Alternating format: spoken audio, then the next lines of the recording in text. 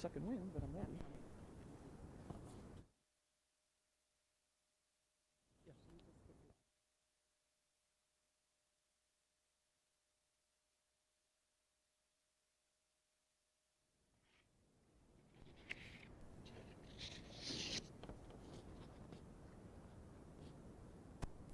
You're good to go, Connor?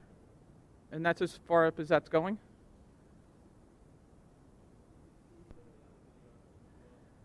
Okay, very good. All right, that's fine, very good. So thank you, Connor, thank you for the assist there. Welcome to the District Board of Ed meeting, November 16th, 2020. Just a quick housekeeping before we get right into it. In accordance with the requirements of the Open Public Meeting Act, Chapter 231, PL 1975, I wish to announce that the New Jersey Open Public Meeting Law was enacted to ensure the right of the public to have advance notice and to attend the meetings of public bodies at which any business affecting their interest is discussed or acted upon. In accordance with this provision of this act, the School District of the Chatham's Board of Education has caused notice of this meeting to be published by having the date, time, place thereof posted in the Board Administrative Offices, sent to the clerks of the Borough and the Chatham Township, Library of the Chathams, the Chatham Courier, the Daily Record, the Star Ledger, and the TAP.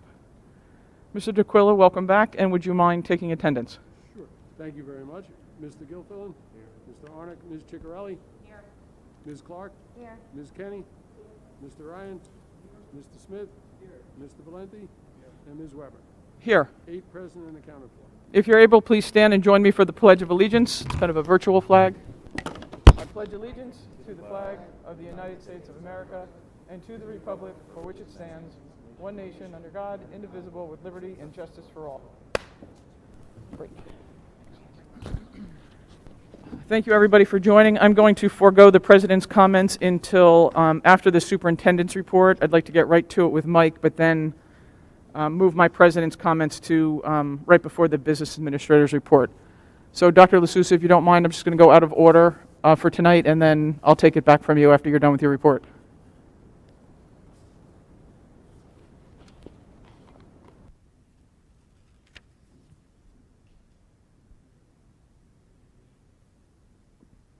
There we go. All right, thank you. And thank you, Ms. Weber. So, of course, we are right now at the brink of Thanksgiving, and we've been in school for about 11 weeks, or at least this is our 11th week. So I figured I'd give just a little rundown on how things are going based on a parent survey that we took or we sent out in the district a couple of weeks ago. So I'll begin my presentation or my report just with that, the results of that survey. I'd invite any of the board members, if they're more comfortable in the audience, to come in and sit in the audience, and then we can resume up on the stage once we're finished. Yeah.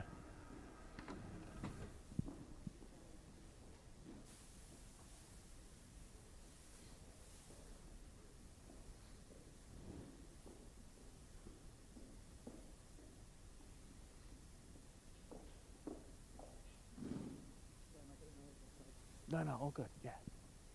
I'll be quick. I'll go fast.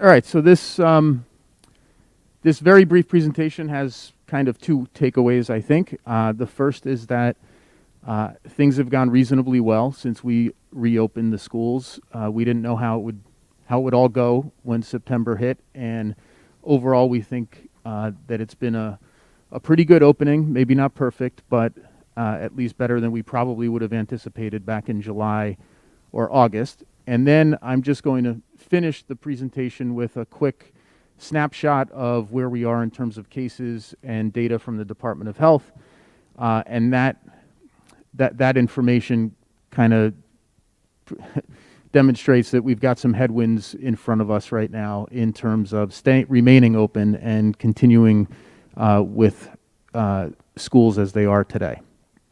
So start off by just mentioning that we had about 1,000 people respond to the survey. You can see them broken down by school. Pretty much the largest schools had the greatest response rate, and then the smallest schools had the fewest number of respondents. And the respondents also broke out roughly to how our students have broken out with regard to being all virtual or being in person.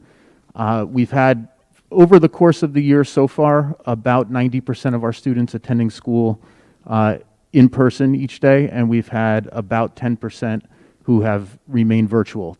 As of today, it's about 87%, 13%. So the overwhelming majority of our students continue to come to school in person at this point. So one of the first questions we asked on the survey was just, how's the year going so far? Are you extremely satisfied, satisfied, neither, or dissatisfied or extremely dissatisfied? And as you can see, the vast majority of parents commented that they were satisfied or extremely satisfied with how the year has been going overall. We then asked specifically about the virtual component of the instruction. So this is different depending on the student. For some students, all of their instruction is virtual. For other students, about half of their instruction is virtual at the middle school or high school. And then for students K-5, of course, if they're attending school in person every day, they have a much smaller amount of virtual instruction. But overall, again, the vast majority of parents responded that they were very satisfied with how things are going in terms of the virtual component, and fewer than 10% expressed being dissatisfied or extremely dissatisfied.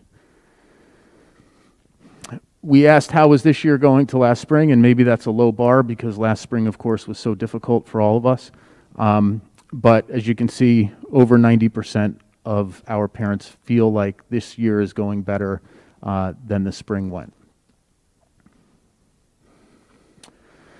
We also looked just by building, and you might remember I perhaps should have put an extra slide in this presentation when we solicited feedback all the way back in the summer, which seems like a long time ago. The line kind of went down as you move toward lower grade levels. That is, that the parents of students who were younger tended to be the least happy with how things went in the spring.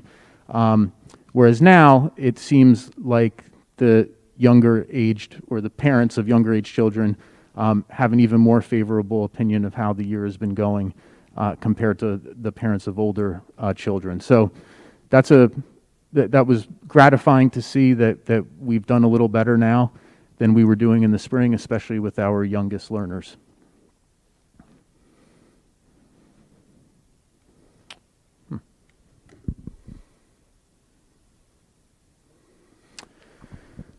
We also created, as you all know, a resource page for parents, and we've invited parents to check out that page, both through correspondence that I've sent out through the district and via our principals.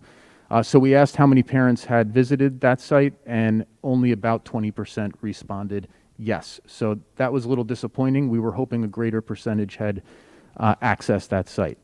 And we especially feel that we wish they had accessed the site because those who did report that it's quite helpful to them. So one of the takeaways from this survey has been to try to put in front of parents the links to this site, or the link to this site, so that they can access it and take advantage of some of the information and materials that are available there. In terms of how the buildings have communicated, this was actually a strong point in the spring too. So we continue to communicate building-specific information out through the buildings, and parents again report being generally satisfied with how that's going. And then last but not least, we included a question about, on a scale of 1 to 10, how would you rate your child's mental well-being, mental health? With 1 being very, very poor and 10 being terrific. And you can see that the majority of our parents report that their kids are doing okay from a mental health standpoint. Not perfect, but okay. And by grade level, you can see that the same is true, although the yellow boxes start to creep up as you get into the middle school and high school in particular. So a second takeaway from the results of this survey is that we're going to probe a little bit further with our students, particularly at the middle school and high school level. You all know that we administer a survey to our 6th through 12th graders every other year.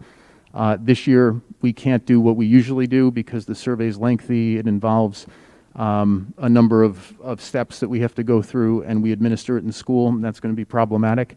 But we are right now working to put together a streamlined survey that gets to some of the causes or some of the issues at hand when we're talking about mental well-being of middle schoolers and high schoolers in particular. So that is the feedback from parents. I did want to just touch on briefly, though, what's happening statewide and in our region of the state, because I, of course, have gotten a lot of questions from parents about schools being open. At what point may schools have to close? Are there metrics that are being used? Is there a red line in the sand in terms of having to close? So I figured I'd just share what the New Jersey Department of Health puts out every week, every Thursday afternoon. They give a report about COVID transmission in the state by region, 6 regions in New Jersey. And then connected to this is a whole matrix and kind of decision-making chart for local health departments about rates of transmission in local communities and what the local health departments might recommend to school districts based on the level of transmission in a given region or community. So the reason this is important, if you look at the bottom of the screen over here, is that for the most part, when there's a low level of transmission, the position of the Department of Health is that schools should open, schools should operate, they should operate with precautions like physical distancing and mask wearing and so forth, but that the goal should be to have students in school. And even when you're in the moderate category, which is yellow here, that remains the case. When you start moving into high, then there's more consideration given to potentially recommending that a school be closed or a school system be closed. And then when you get to very high, the default position is for schools to be all virtual. So the default for very high is all virtual. The default for low and moderate is open. And high is somewhere in the middle where, depending on the conditions in a local community, what the health departments are seeing, high may translate into the possibility of closing school. So in Morris County right now, because Morris County is part of the Northwest region, all of the superintendents and local departments of health are monitoring these 3 metrics that constitute this color-coded, set of thresholds. So you may have heard, maybe not, but over the weekend, the Morris School District, that's Morristown, they announced they'd be closed for 2 weeks, all schools. Today, Mount Olive announced the same. That's the result of this type of stuff and the level of transmission in those communities and what those departments of health are experiencing. So just on Thursday this past week, the latest numbers showed that the cases per 100,000 people, the percent testing positive, and the percent CLI, which is COVID-like illness in the hospitals, they all, continued to increase. And if you look at those numbers, like the 24.22, it's at the upper edge of high, bordering on very high. So all of us are kind of looking at this. We're waiting for this week's report to see what the numbers show, and we're corresponding with our departments of health about what kind of guidance they might give depending on where the numbers go. So I don't have any announcement tonight. I don't have any prediction, but it's just to say that when people ask, what are the numbers that you're looking at, I don't make up the numbers. The Department of Health generates the numbers, but these are the metrics that the departments of health are using to guide their decision making when they give school districts the direction regarding the level of in-person schooling or the potential of transitioning to remote schooling. So one of the reasons I've been just reminding people and advising parents and staff to be ready to transition to all virtual learning is that obviously these numbers and the progression from green into yellow, orange, and potentially red, who knows, hopefully not, but maybe, could trigger the departments of health to advise us that we need to pause schools for a period of time.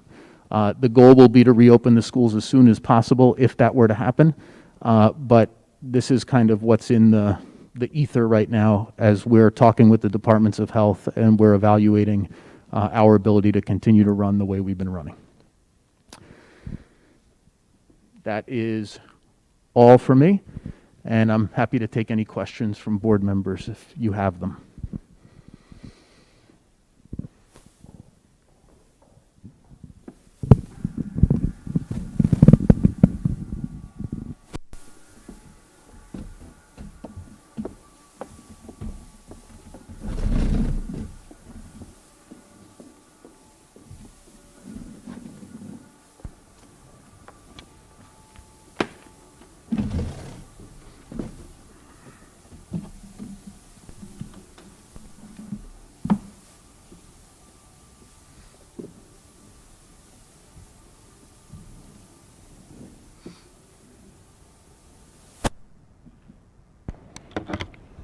Great. Thank you very much, Dr. LaSousa. I appreciate the report. You did share that with the curriculum committee. And what we noticed in that meeting, or mentioned, that the overall sentiment is that it's positive given the circumstances and the pandemic, but the parents feel overall that the students are, adjusting and having a positive experience under the circumstances, which is a completely different set of circumstances when we had to shut the schools on a moment's notice and not even be allowed back in the buildings.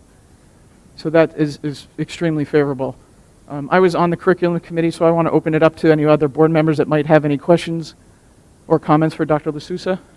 Mike, do they take into effect anything in terms of breaking that down by age brackets? I mean, one thing they said today, Murphy was saying that the total number of in-school transmissions is 52 so far. That's his number. So are they doing this based upon a general figure, or are they going to look at this more in terms of age brackets of 0 to 18, et cetera, to make that decision? Because that's everybody, right? Mm-hmm. So does age mean anything?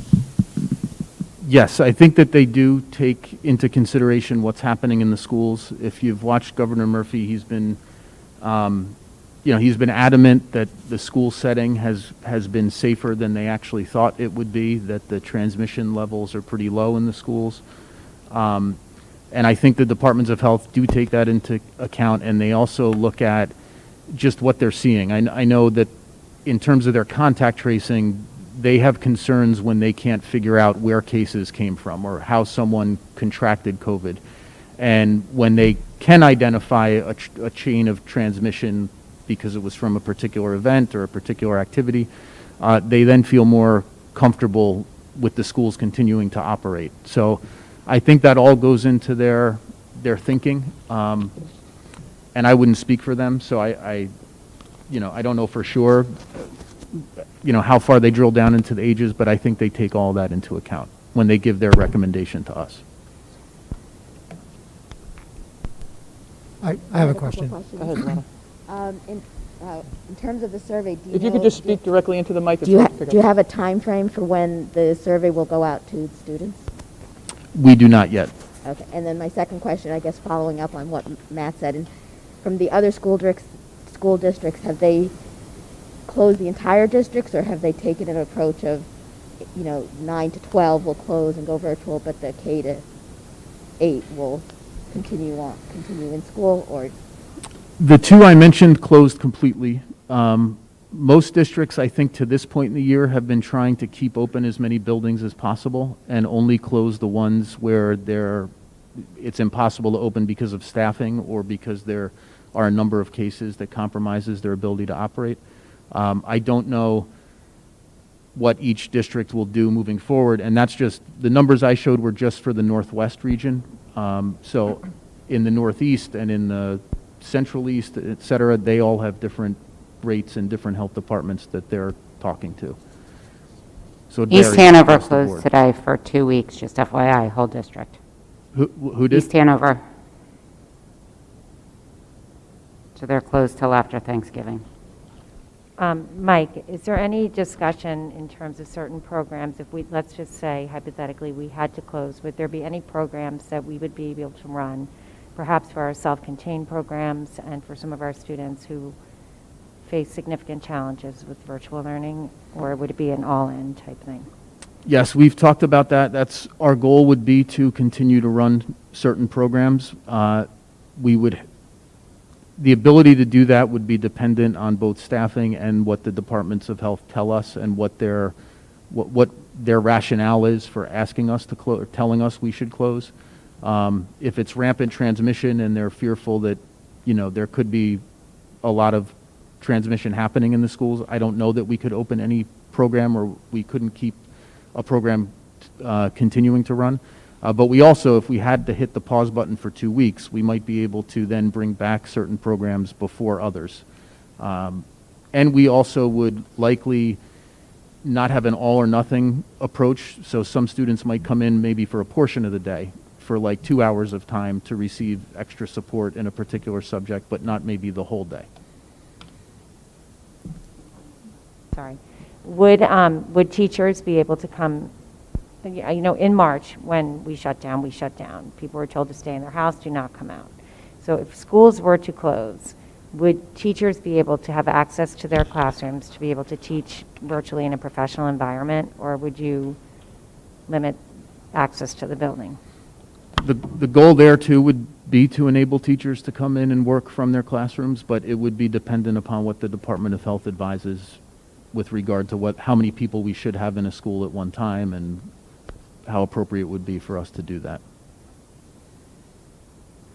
Mike, is there any consideration given to what individual schools are doing as preventative measures? Meaning, how many schools are in this region, and how many schools are doing exactly the same thing with desk shields and other things that we're doing, versus another school that may not be doing that? And what kind of leeway do you have? A regional board of health could make a decision based on, being proactive. And we as a school system may not be experiencing some of the caseloads that other schools are, because we are taking different measures. So who makes the determination here? I'm not saying you should not pay attention to a board of health. I'm just wondering what the process is. Mike, if you could talk a little louder, I'm just getting a signal. I'm not suggesting that you should disregard a board of health's recommendation, but our school system may be doing things that other schools are not doing that will enable us to stay open, whereas another school may not be able to do that. So what leeway do you have to make decisions? if That's a any? great question. So I think the way the document reads is essentially that the ultimate decision is the superintendent's, but that the decision has to be made in consultation with the Department of Health, and then the Department of Health issues the guidance to the superintendent. You're spot on that this is a big region. It includes Sussex County also, for example. So I know that there are places in Morris County, and I'm friendly with the superintendent in Morristown as an example, that may be struggling a lot more than someplace in Sussex County where the population is widely dispersed and they haven't had the same number of cases. And I don't know what every single school district is doing in terms of their setup, and whether that, how much space they have between every student, and whether they have desk shields, and how faithful they are being to mask compliance, even though we're all supposed to be faithful to that. So I do think, like you're pointing to, the local health departments are the ones that have to weigh in, and they tend to know the districts the best because we've been communicating with them so frequently. Our two health departments are definitely not, they're not quick to tell me we should close schools. I mean, every time we've had a case or multiple cases of COVID, I've asked them, what do you think I should do? Should we close school for a period of time?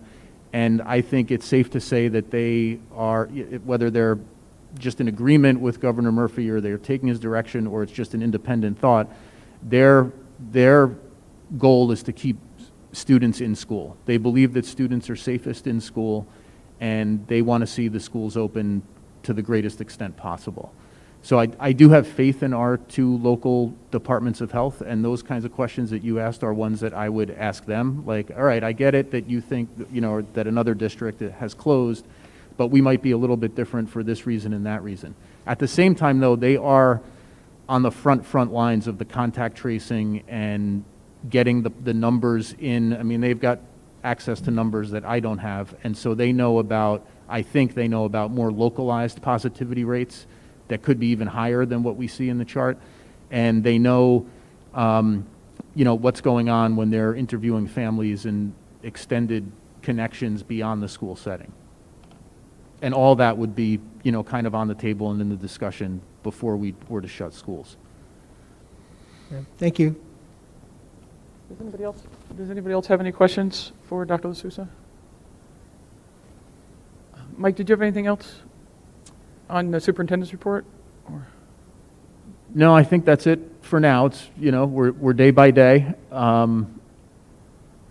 We're day by day and trying to get through each day with all of our schools open and students here in the buildings. And we'll keep doing that and keep communicating with the departments of health to make sure that we're doing everything that we're supposed to. And if anything were to change, I would, of course, communicate that to the overall overall parent body and staff, faculty that we have as soon as I knew things were going to change. Excellent. Thank you. We appreciate your efforts. The community appreciates your efforts, and let's try and keep the schools open as long as we can. Knocking wood. Just to change gears for a moment, and Mr. DeQuille, I apologize for jumping in for a moment. I just wanted to take a moment to provide the community with an update on the lawsuit that was filed by a parent of a former Chatham Middle School against the school district and the several employees in the district. And the lawsuit alleged that the school district violated her child's constitutional rights under the Establishment Clause of the First Amendment. The complaint was filed by Libby Hilsenrath in January of 2018 in the United States District Court. And again, it alleged that the curriculum and the materials in the 7th grade World Culture and Geography course promoted and favored the religion of Islam at the expense of Christianity and Judaism. Now, if I can, just some of the board members weren't here for that fun time, and some of the folks maybe I just want to catch up on a little bit, summarize very quickly what had happened. So first, not unusual, on a board meeting February 6, 2017, Libby Hilsenrath expressed opposition for the study of Islam in her child's 7th grade class in social studies during the public commentary. Nothing unusual about that.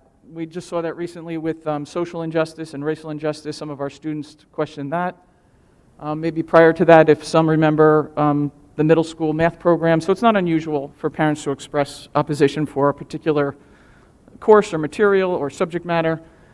So at that meeting, Dr. LaSousa, I distinctly remember, responded to the speaker at the time, and he noted that the teaching of Islam is part of the New Jersey core curriculum.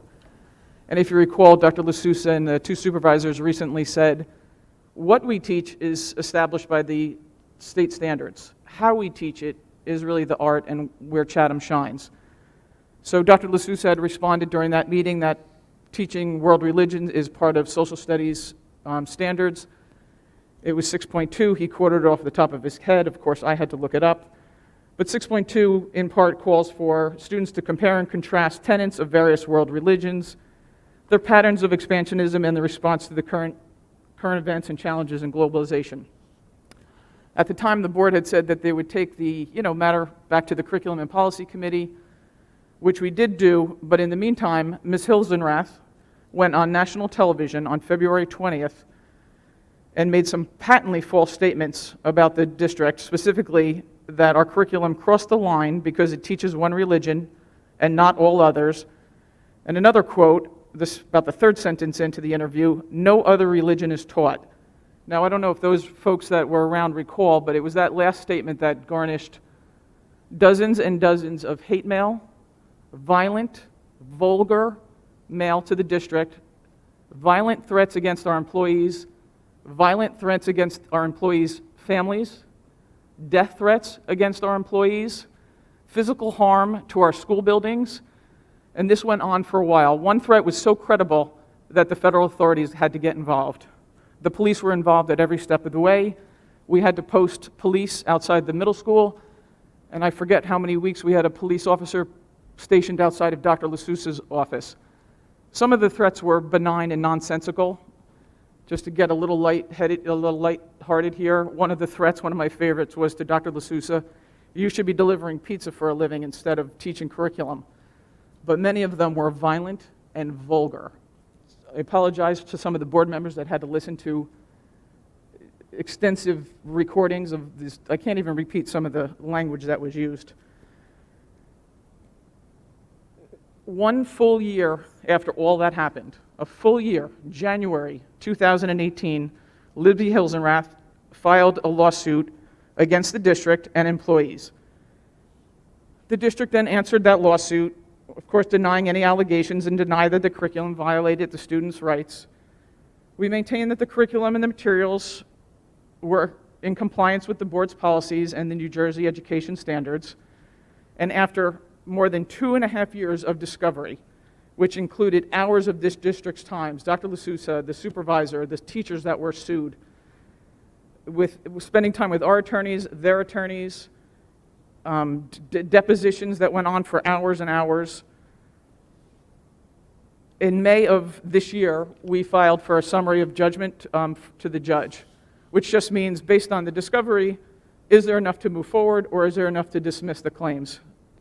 So now, just to catch you up to last week, on November 12th, the school district received a decision from the United States District Court, Judge Kevin McNulty. Judge McNulty ruled that the school district or any of the employees did not violate the Establishment Clause of the First Amendment. The judge determined that the curriculum on the study about Islam had a valid secular purpose to educate students about the world's major religions and that the board did not exceed its educational mandate. The course did not convey a message of favoring Islam over other religions. And based on these determinations, the judge granted the district's motion for summary judgment, resulting in a dismissal of the complaint filed by Ms. Hilsenrath in its entirety. I just want to note that the lawsuit was dismissed with prejudice for failure to state a claim, and when a lawsuit is dismissed with prejudice, the court is basically saying that it's made a final decision on the merits of the case and that the plaintiff, Libby Hilsenrath, is prohibited from filing another lawsuit based on the same grounds. Of course, you can always sue on any grounds, but on those grounds, you're prohibited from filing another lawsuit. So the judge's decision is a complete vindication of the board, the district administration, and its teachers. So to say the least, we're very happy with the judgment. But more importantly, here's the thing. Our students are on a 13-year journey, and the goal is to develop an understanding of the world around them and to ensure that they have the skills and the knowledge to make informed decisions as socially and ethically responsible citizens. We saw that we had an opportunity. Steve Mayer gave a presentation. If you want to look at any previous board meeting, if you go back to March 6th of 2017, we had the opportunity for Steve Mayer to discuss how religion is introduced into our curriculum. Very similarly, we recently had students, current students and past students, alumni, ask about how we incorporate race issues and social justice into the curriculum. Ms. Heather Rocco gave a presentation on the English language arts, and then Steve Mayer at the last meeting gave a presentation on our curriculum for the social studies. It's this very deliberate and measured approach to education that makes Chatham schools so successful. And excellent schools do not happen by accident. They are the direct result of strong and professional leadership. I'm looking to our superintendent, our assistant superintendent, and all of the supervisors. And most importantly, I have to thank our teachers. It is the exceptionally skilled and gifted teachers in the district who provide our children of the community with the very best education possible that prepares them with the confidence and the knowledge to be incredibly successful when they leave here. So to those two teachers that were involved in the lawsuit, and the 400 teachers and 600 staff members that they represent, I thank you from the bottom of my heart. Thank you for all that you were put through over the last 2 years, and thank you for for helping our students be successful when they leave here.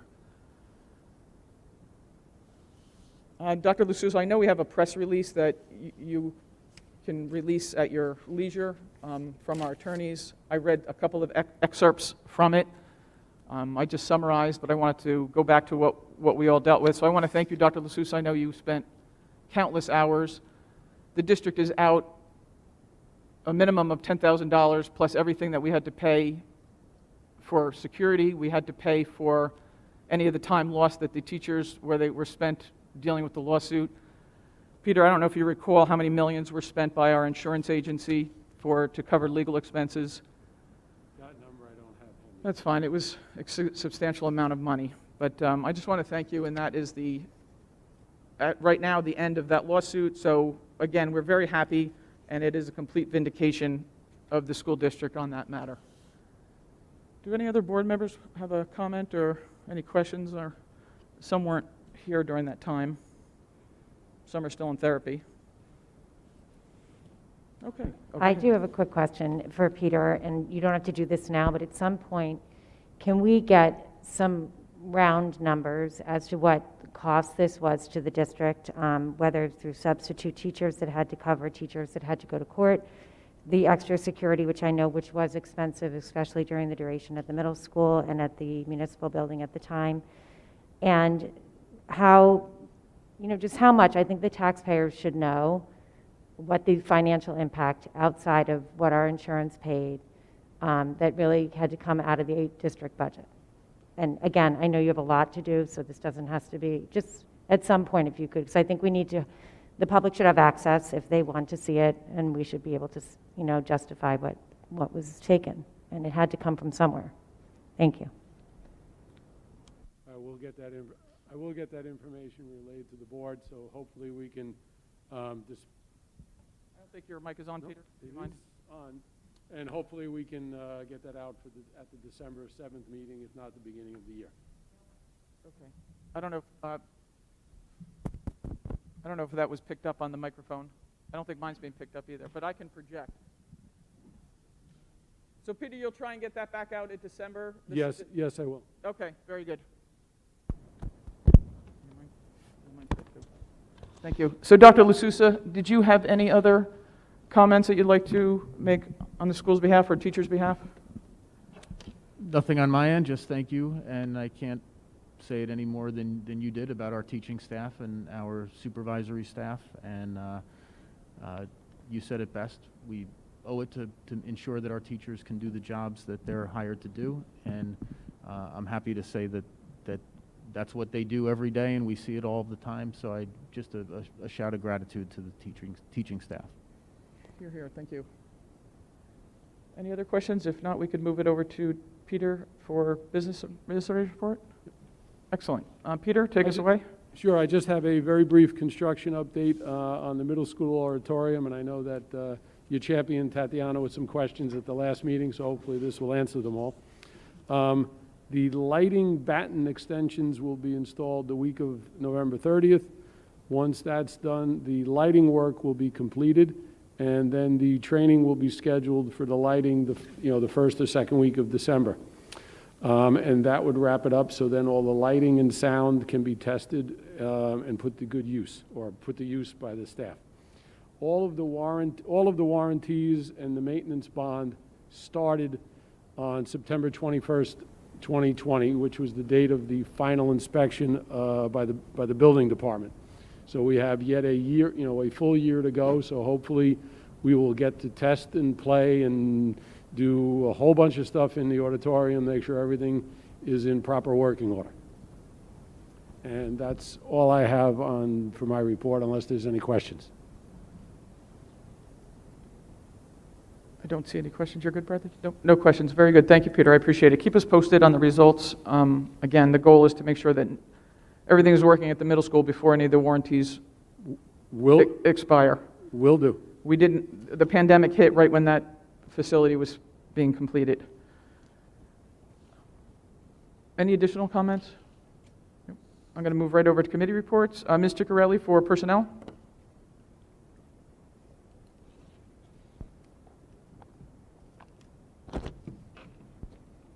Personnel met on the 9th of September, and we just discussed staffing at the time, the impact of the new healthcare law, the Chapter 44, and certain policies that we had relating to personnel.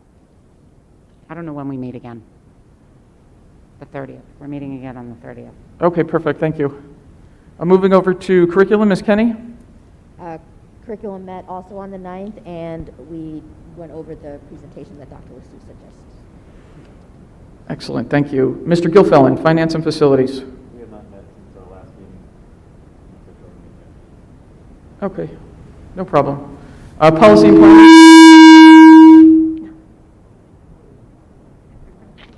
That was an intro for you, Mr. Ryan. Policy Committee has not met since our last meeting. However, there are a number of second readings and adoptions on tonight's agenda. I'd encourage the board members, if they need to review these, the Policy Committee folder on the drive has a chart with all of these policies and the bullet pointed changes that are made to the policies. Pretty easy to read. Excellent, thank you. Any questions for Mr. Ryan? No, excellent. I'm just going to move over.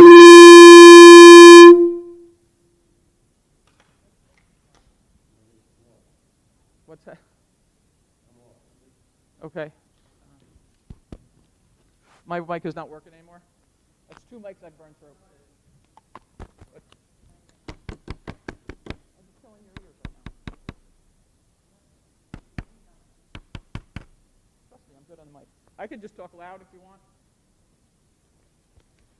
Does yours work? They're both broken.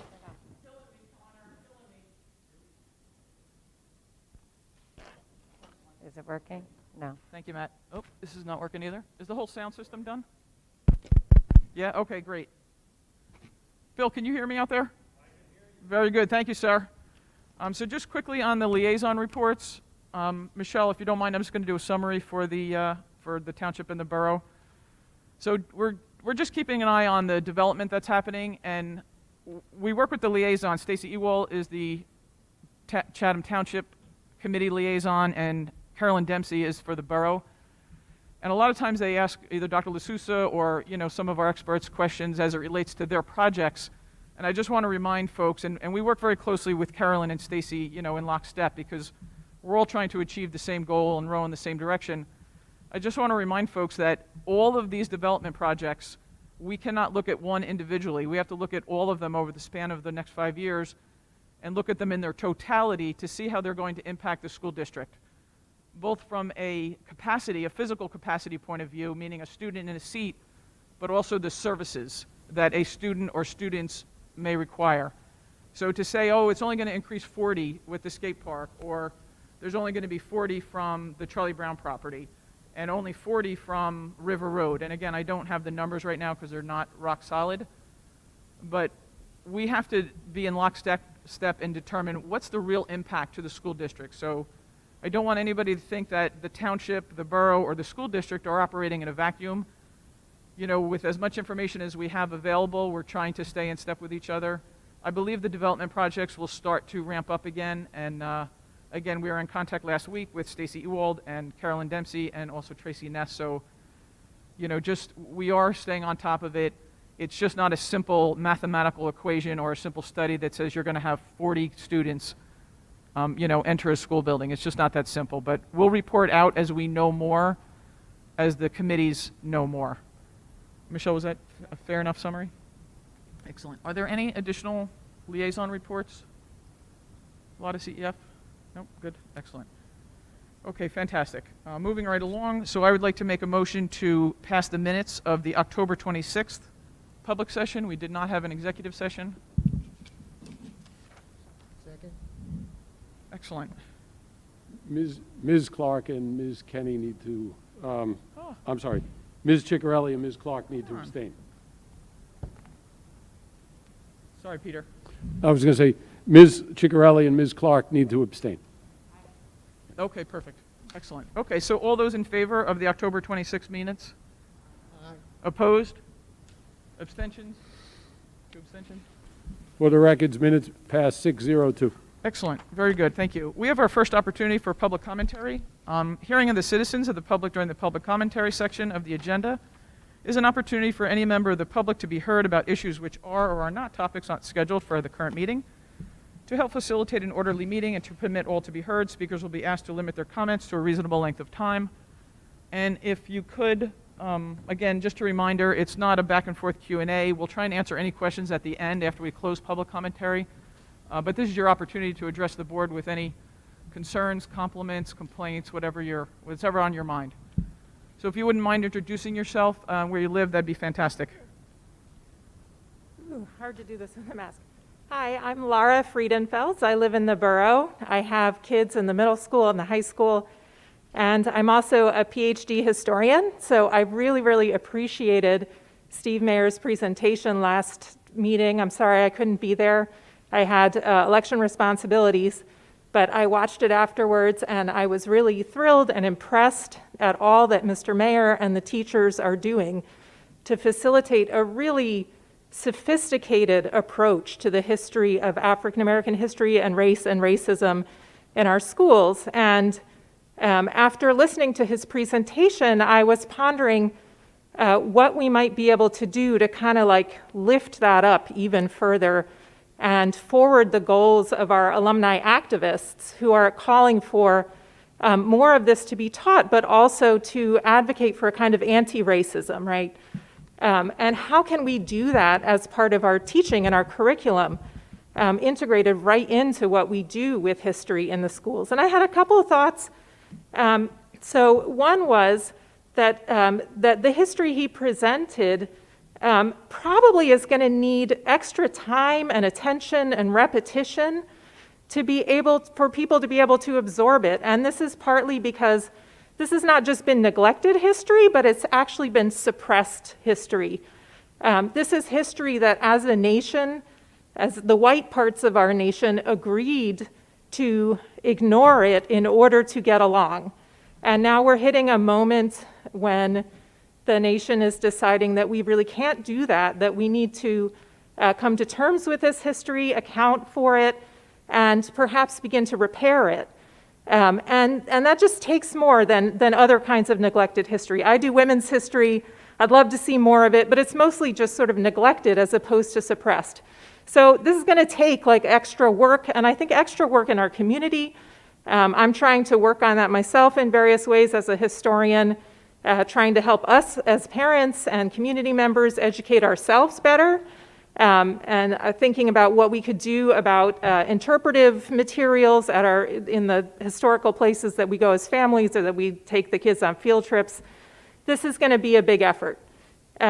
Second, it struck me that Mr. Mayer presented these wonderful case studies that are just really in-depth approaches to particular topics that I think are fantastic. I do wonder if they could be supported with kind of like longer strands of history that lead right up to the present. Not so that we can, I know that we don't have as a community necessarily agreements about policy, or we're not trying to do punditry, but just to take our history and trace it right up to current dilemmas, current controversies, so that the kids see those connections. Because for adults, they're like there. We just see what the implications are of the history.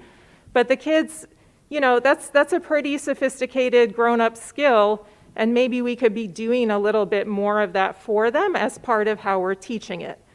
And third, I really appreciated the way that he presented how we're teaching how to do history and the kind of history we're doing. And I think the part of history that he largely focused on would be what I would call the social science aspect of history. But the wonderful thing about history that I love as a discipline is that we get to be social scientists and humanities scholars, that we both use empiricism and focus on the facts and make sure that you understand your sources, but also address questions of the human condition and what we owe one another and what is justice and fairness. And I think that we can really embrace that as a district. It's actually, in some sense, a very traditionalist idea of what the humanities do. and bring it into thinking of it in an anti-racist way. What do we do to ask those questions in our English and history curriculum to try to repair the damage that the history of racism in our country has done and bring us to a better place? And then just one last little practical thing. I hadn't realized till the discussion that we used to have African American studies, but that we hadn't been able to sustain it. And I know that part of this question is, how do you offer all these APs? There's so much competition then for the students' brain space and their resumes.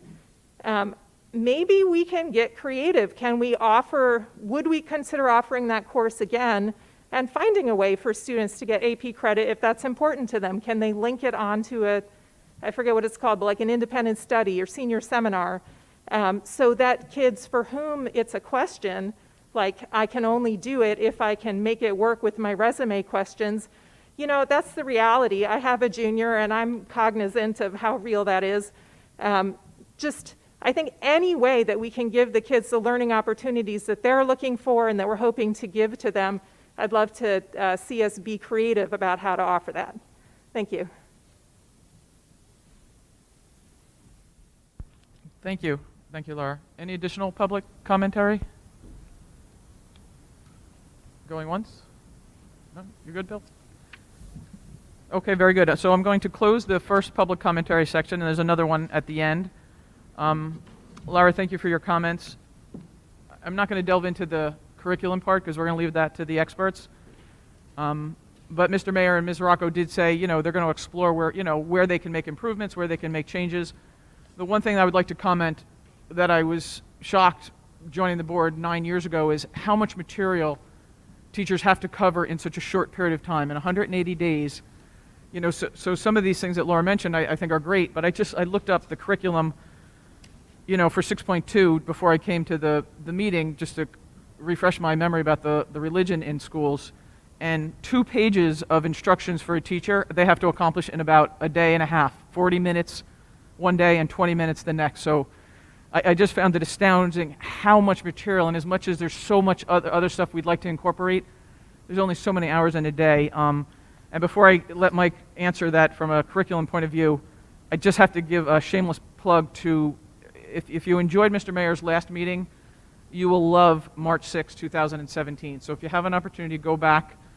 And that was Mr. Mayor going through the K-12 curriculum and how religion is introduced. So if you have an opportunity, again, it's a shameless plug, but March 6, 2017. Dr. LaSousa, did you have anything you want to add? No, again, I don't have that much to add. The standards are stifling. They prescribe too much, in my humble opinion. And so it's a constant process trying to strike the balance of covering all of the standards as we're supposed to and finding material that's relevant and threads that can extend through periods of time and over courses. And certainly the courses that we offer, even at the middle school with our cycles, or at the high school with the electives that we have, they evolve over time, and we try to evaluate them on an annual basis. Actually, Karen and I have been speaking with Jill Jaworski and Darren Groh about the program of studies changes that will be coming. They'll be minimal, as you might imagine, this year, given what we're dealing with. But it's an annual and ongoing type of evaluation where we try to develop the best curriculum we can for students and offer the best programming that we can in terms of the coursework. Excellent. Thank you, Mike. I appreciate it. So we're going to move on to the regular agenda, and then we will have another opportunity for public commentary.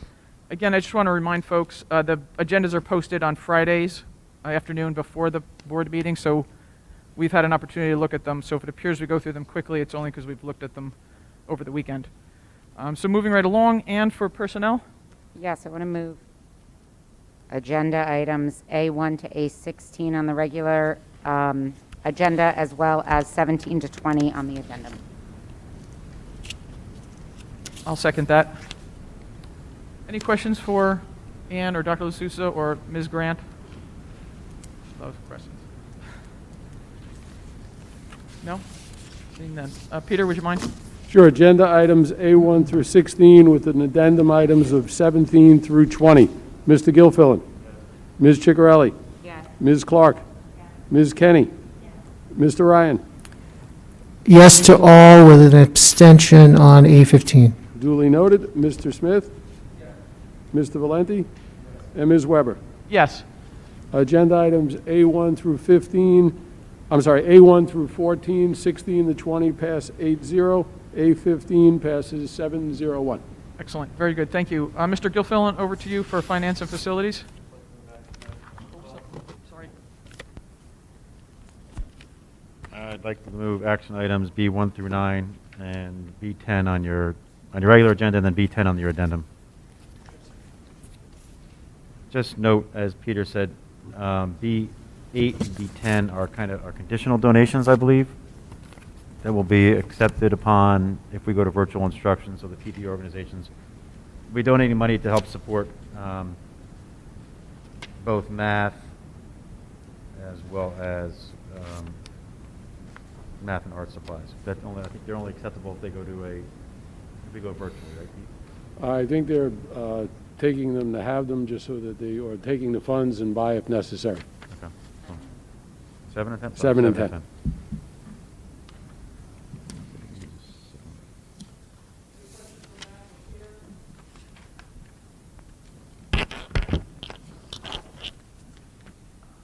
Seeing none, Peter, would you mind?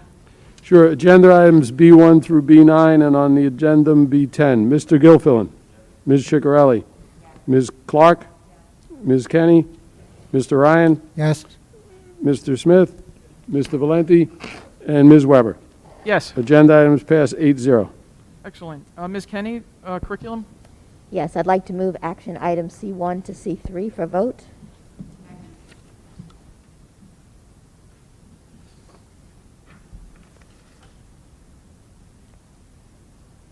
Dr. LaSousa, the anti-bullying Bill of Rights assessment, is that something that's posted, or is that just something you keep in your files? No, we have to submit that annually or twice annually to the state. To the county superintendent or to the state? Or The through the state. county superintendent to the state? No, the state. It goes through the New Jersey homeroom, which is the state level. Okay, very good. Thank you. Any other questions on really C3? It's the only one we can ask questions on. Just in the interest of time, all those in favor? Aye. Opposed? Abstentions? Duly noted. C1 to C3 passes 8-0. Excellent. Mr. Ryan, over to you for policy.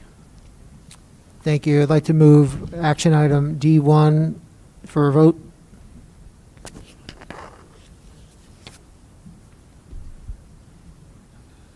And this is, Mike, this is a second reading for all those items? Yes. Okay, perfect. Thank you. Any questions for Mr. Ryan or Dr. LaSousa on any of the policy updates? Nope. Okay. All those in favor? Aye. Opposed?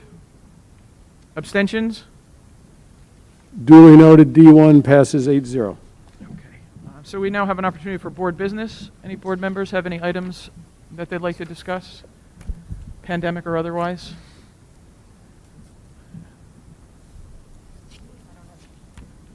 Do we have an update about athletics? The governor came out today and, is this thing working? And then put a limit on 10 people indoors, 150 due to the capacity. And there was some stipulations regarding athletics. I didn't read deeply into them, but I see, we just approved some coaching, that we are funding. Where are we, or do we not know? Especially as we're leading into the winter with indoor sports. Yes, so the announcement today from the governor was to reduce the capacity for indoor and outdoor events. The outdoor event capacity limit will move from 500 to 150, but it doesn't take effect until the 23rd. So I think they're going to let the final week of state contest play out and allow up to 500 participants or spectators or whatever, individuals at any one site. The indoor gathering limit went from 25 to 10, but for indoor sports purposes, the athletes and officials and coaches are excluded. So they had already announced that for winter sports there would be no spectators allowed at all, not even parents. The word on the street is that next week the NJSIA is making some type of, or this week the NJSIA is making some type of announcement about all of the winter sports. Some will likely be pushed off to February alongside volleyball. This is just a rumor. And maybe one or two others will be permitted to play out beginning on December 1st. But we're waiting this week to find out what the official determination is on winter athletics. And intra-state indoor sports are not permitted, correct? Like our students can't go to... Correct. Interstate indoor Indoor. athletic competition, right, is prohibited. Okay.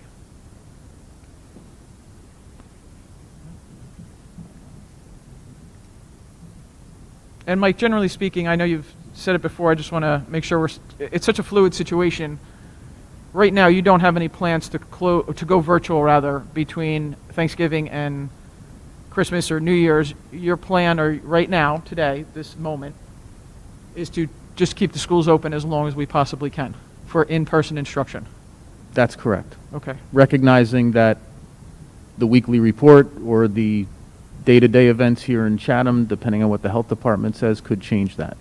Right. It could change when we walk out this door, but right now your goal is to keep I know some superintendents are saying, you know what, let's just take a few weeks off, but we're trying to get as many in-person days as possible, not knowing what January is going to bring. The numbers could be worse in January, not necessarily better, but day by day. Okay, so thank you, Dr. L'Souza. Any additional items that any board member wants to bring up? Excellent, thank you. So we have we have our second opportunity for public commentary. If you wouldn't just mind introducing yourself, and if you could sign in when you're done, that'd be fantastic. Laura Friedenfels, Chatham Borough. Just wanted to follow up. I really appreciate that, your response. Totally appreciate that the curriculum is highly determined and you've got way too much to cram in. So just also want to offer that there are a number of community members who would be happy to help with helping us get books. The Chatham Education Foundation has done a great job fundraising for diverse books, so there'll be that. But anything that we can do to create, like I was saying, this will take some repetition. We can support some of that by getting more books at the library, getting more books in the schools, giving, teachers want books for their classrooms, we'll make it happen. Just let us know. I mean, I'm here, Joe Bezralian is here. I have another parent colleague with somewhat younger children who's a PhD student who's actually worked in museum interpretation, is very sophisticated about this stuff. We're happy as community members to be resources and to support you. If the teachers have a reading list of, 10 things I wish I could read that day with the students and I have to pick one, let us know the other 9 and we'll get the word out. So we'll help with this as much as we can. Just call on us anytime. Thank you, Lara. Any additional public commentary? Oh, thank you for signing in. I forgot to remind you earlier. Good evening, Bill Heap, Chatham Borough. Would just like to congratulate you once again for keeping the schools open. You have done a magnificent job, and we have not had the chaos here that has visited other districts. I think you are to be congratulated, and let's do our best to keep the schools open. That's where kids belong. Let's also remember that most of us are in the protected class, and we have really nothing to complain about as far as this plague is concerned. Thanks. Thank you, Mr. Heat. Any additional public commentary for this evening? Okay, well, seeing none, thank you everybody for joining us tonight. I appreciate it. Please, those in attendance, drive safely. Happy Thanksgiving to everybody. We have